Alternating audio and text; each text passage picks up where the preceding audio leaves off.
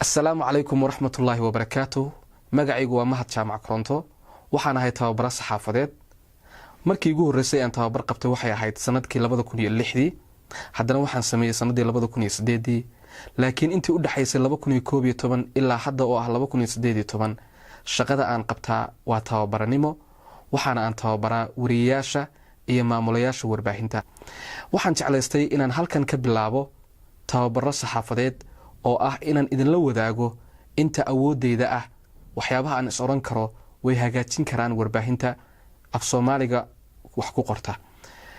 sababta aan u doortay inaan halkan idin kula wadaagana waxa weeyaan maadaama inta aynu klaaska ku kulanno ama aynu is aragno ay aad uga yar tahay inta ay fursadu noo saamix weeday inaan kulanno ee haddana jecel ama doonaya inay wax hagaajiyaan waayayna meel ay wax ka faa'iideystaan ama ay u suurtagali weeday inay fursad wanaagsan helaan. waxaad yeelan doontaa inta hawshan ay socoto comments ama fikrad oo aad email ahaan igula wadaagi kartid, comment ahaan igula wadaagi kartid ama Facebook-gaba aad qoraal igu soo diri kartid. waxaan ku dadaali doonaa maalin kasta toddobaadkiiba mar inaan 5 daqiiqo aan ku soo koobo casharka. haddaba casharka maanta aan bilaabayno waxa weeyaan anshaxa saxaafadda. anshaxa saxaafadda tiirarka iyo qodobada uu ka kooban yahay dhammaantood waxa ay ku salaysan yihiin qodobada diinteena islaamku ayna amartay waxaana dhammaantood ay ilaaliyaan inaan lagu dhaqmin ama aan la samayn waxyaabaha diinta islaamka ka soo horjeeda. tusaale ahaan qodobka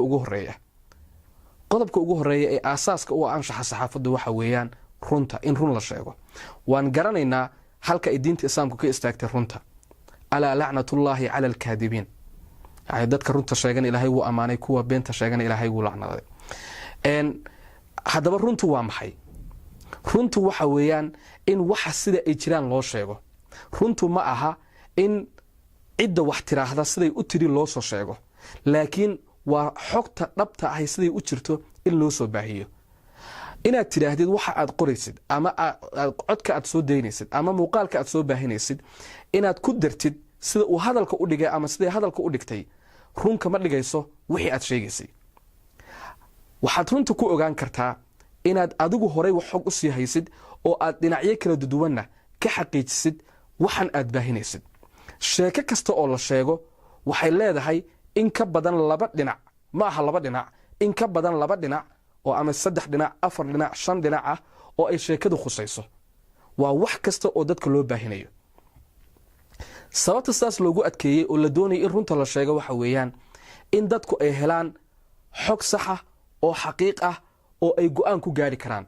maxaa yeelay shaqada warbaahintu waxa weeye in bulshada loo furo golodoodeed la tuso wax dhexdooda ka jira si ay u helaan go'aamo sax ah, xog ay ku gaari karaan.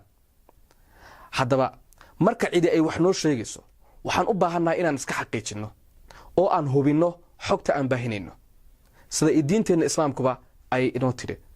aayad quraana waxay tiraahdaa yaa ayuha aladiina aamanuu in jaa'akum faasiqun binaba'in fatabayanuu an tusiibuu qowman bijahaala fatusbixuu calaa maa facaltum naadimiin.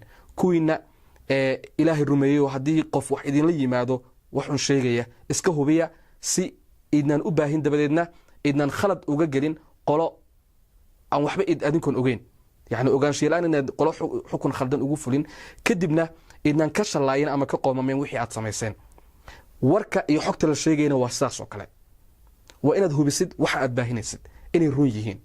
aaminaad warku ma galo. warku wuxuu u baahan yahay dhexdhexaadnimo. cidna lacag kuma bixin karto, cidna ma yeelan karto, qofna lama aamini karo, laakiin waxa la daba soconayaa oo la aaminayaa waa xogta. halkaas ayaan ku joojinayaa maanta insha Allah.